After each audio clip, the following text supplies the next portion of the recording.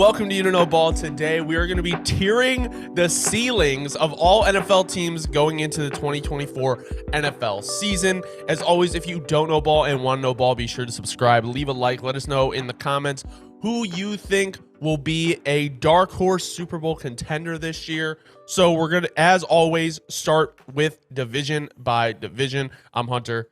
Dobbs is here as well. So, Dobbs, Buffalo Bills. Now, just to kind of explain the ranks before we get into it, and I always do this, I always say the Bills, and then I always have to explain it. So we have Super Bowl contender, we have playoff team, wild card team, 500 team, which I know there's like no 500, but I'm thinking maybe like 9 and 8, 8 and 9, like right around there. And then we have a mid team, which I would say is probably like 7 to 5, 7 to 4 wins. And then bottom feeder is probably like 2 to 4. So, with that being said, me and Dobbs have come to a consensus on some teams, but then other teams, we have kind of different ideas on where these guys are going to lay. So, we're going to kind of make an argument for each of our sides and then kind of come to a consensus at the end. So, Dobbs, go ahead with the Buffalo Bills. Where do you have them slotting? All right. Well, to start out, we got the Buffalo Bills. I got them slotted out. Funny enough, I know this might be a little bit of a surprise to some people, but hopefully not Bills fans. I still have him slotted out as a Super Bowl contender. And yes, obviously the reality, because again, we're talking ceilings. We're talking ceilings. I think if they have the perfect season, look, here's where I'm at right now. I feel like I would be foolish to count out Josh Allen, even though he's never made it over the hump per se. I just feel like, just because you lose Stephon Diggs, you lose a few other pieces.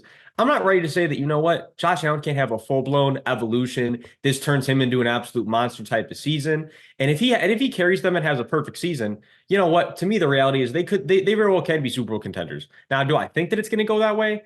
Not necessarily. But at the ceiling, I just felt like, Super Bowl contender. I'm still cool with having the Bills right there. I guess my issue is they've never, like your point, they've never made the Super Bowl, even with Stephon Diggs. And while I do think the Bills do have a certain level of floor with Josh Allen being their quarterback, I find it hard to believe that this is the year they're a Super Bowl contender. But maybe it is one of those years where it's just kind of weird. Like we saw Patrick Mahomes basically win a Super Bowl with no pass catchers. Maybe the offense is different. I don't know if I can peg them Super Bowl contender. So I had them as a wild card team because I just feel like they're going to make the playoffs. They're probably not going to win their division. And at the end of the day, I don't know. So with that being said, I think it's fair because there is a middle gap here to place them in the playoff team selection. Moving into the next team in the AFC East, we have the Miami Dolphins. Dobbs, where do you have them?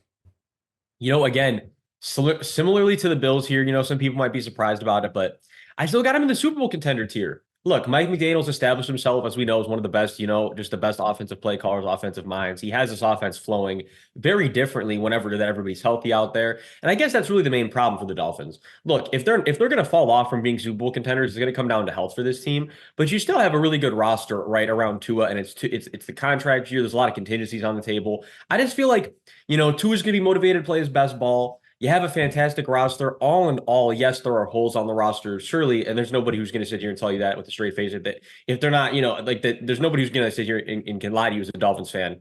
But the reality situation is, this roster is good enough that if Tua plays a very, very good season, the defense steps up, which is going to be, it's tough. You lose Vic Fangio, even though, there was a lot of problems with Vic in the building. Look, having Vic Fangio's defense is obviously not something anybody's there's no scoffing at that. That's something you want to have. Losing that, right? Not necessarily the best thing, but if they can replace it and maybe this culture fits the Dolphins more, you know what? I don't lean towards it being necessarily what we're going to see, but I just feel like I couldn't sell them short. Super Bowl contender was where I felt comfortable. Yeah, I feel like they have kind of been in that Super Bowl contender bubble these last couple years. And yes, Kansas City was very cold, very different than what they have in Miami. But after watching that playoff game, it's very hard for me to put them in a Super Bowl contender window because I've yet to see them win big games. And especially when you have a division with Aaron Rodgers and Josh Allen, I find it hard to believe that they find their way in the Super Bowl this year. And I think they are definitely a playoff team. Like they should be a playoff team with their roster. I just have a hard time putting some Super Bowl contender. Dobbs, let me ask you this. What do you think the Super Bowl window for the Dolphins is right now? How about this? As of right now, the window, because it always just depends like who you have. And this is the thing where it sounds weird, but it's like, look, as long as Tua is there with a good, healthy receiving core like they have now, I think that is your window. But like we've said, there's a lot of questions around Tua. There's a lot of questions just in general around how the Dolphins' future is going to look at this point. I would just say, look, as of right now, you have a guaranteed 1 year of the window left. Outside of this year, I can't really guarantee anything else, which is why I guess if you are the Dolphins, you really want to take advantage of this year because there's a lot of questions going forward. Tyreek's only getting older. The guys on the defense that produce getting older. The star names, there's going to be some questions sooner than later. And yes, I know they have some young stars too, but I just mean overwhelmingly, you look at the defense, the guys that have been here, the guys that they've signed to make impacts, or traded for, they're getting older. So the reality is, if you're the Dolphins, I feel like you got to kind of start moving quick at this point. All right, well, I will fold. I'll fold. I'll put them in Super Bowl contender. I sold can it. I can see like at the high of the highs, the Dolphins are definitely one of those teams that you'd be scared to see in the playoffs. Now, with that being said, and before we transition to our next team, I think the Dolphins are a prime candidate to be a team, if it doesn't work out with Tua this year and they don't get the deal done, to do something kind of like the Rams did, where they go and get a guy like Stafford to compete with their ready-to-win roster. Now, I think they'd have to, if they're going to get an older guy, they got to improve the interior of the offensive line at the guard spots. But with that being said, I mean, it would really kind of be like a Los Angeles Rams situation if you think about it. Like a roster that's ready to win now. You have an alpha wide receiver one. You have a really good, I would argue, better weapons than the Rams had, and one of the best play callers in the league. So very interesting situation for Miami. Moving in to the New England Patriots, me and Dobbs both had the Patriots with the same spot. We are sorry, Patriots fans, but you guys are probably going to be a bottom feeder this year. Yeah, I feel like, there's not like really, you can explain it, but there's not really much to explain other than, look, the reality is this. You guys have an incredibly, incredibly young team all in all. And where you're not young, you have guys that aren't really producing. Yeah, don't get me wrong. You have guys on this roster, right? Like you just re-signed Christian Barmore, right? Jabril Peppers is playing really good ball right now, very underrated. Like the Patriots have guys on this roster that are playing good ball, but the O-line, very young, still in productive unit. The pass catchers, I like the young guys they added, but it's never a guarantee what they're going to produce like in the league. I think the only hope the Patriots have to be above a bottom feeder this year is if you get a Drake May, Justin Herbert type situation, where because you remember when Justin Herbert came in, we were along everyone, a lot of people is the consensus like, yeah, the kid is going to have a high ceiling if he can get there, but it's going to probably take a few years. It's probably going to take some time to kind of like hone in this craft. But Justin Herbert came in out of nowhere, slinging that thing, and we were all like, oh, okay, like maybe I don't know how he's ready way sooner than we were ready.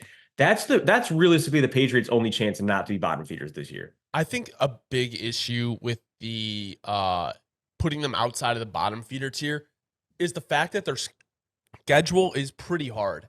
Cincinnati, Seattle, New York, San Francisco, Miami, Houston, Jacksonville, New York. I mean, their only wins I could see are Tennessee, possibly Chicago, Indy, Arizona, maybe the Chargers. Like, that's about it. And I just don't see them winning. If I had to put an over-under on how many of those games they won, I would take the under. I just have zero confidence. And I think the thing is, I think they will be a very run-heavy team. I think that's going to be the situation there in New England. But with that being said, we just talked about the O-line. It's not that great. So it's kind of a tough situation there. Moving in to the last team of the AFC East, we have the New York Jets, who we both had as Super Bowl contenders. I just think with the way that they have the roster set up, Aaron Rodgers being as old as he is, it kind of has to happen this year. Like, you have to be a Super Bowl contender. And if you're halfway through the season, I know teams get hot late, but if you're halfway through the season and your team just does not look like a Super Bowl contender, The whole project has failed. Like the Aaron Rodgers project's failed. He's gone. Salah's gone. Douglas is gone. Like I don't know. It's going to be a very interesting year for the Jets, and one that if there is some turmoil, it's going to be fun to watch on Twitter. Well, I was going to say, yeah, the Jets are definitely one of those teams that's going to provide tons of entertainment, whether it's for the positive or negative. There's always a few of those teams you can say every year. The Jets certainly fit into that category. Look, the reality is, the Jets have built a roster, like you've already said, where the only concern you have at this point is the interior of your O-line. And yes, it's not a good concern to have, but at least if Vera Tucker can stay healthy, you basically only have to worry about 2 slots. If Tippett makes a jump, you only have to worry about 1 slot. All of a sudden, the O-line's not too much of an issue. You have Aaron Rodgers, you have all these star players on defense. Yeah, like you said, there's just no other way to cut it. It's Super Bowl or bust, really, this year, and especially if not this year, next year. If not, it's a failed project. And Jets fans would agree 100%. So obviously, as we get through this, we'll see a little bit more as it plays out. But 2 Super Bowl contenders in the AFC East already.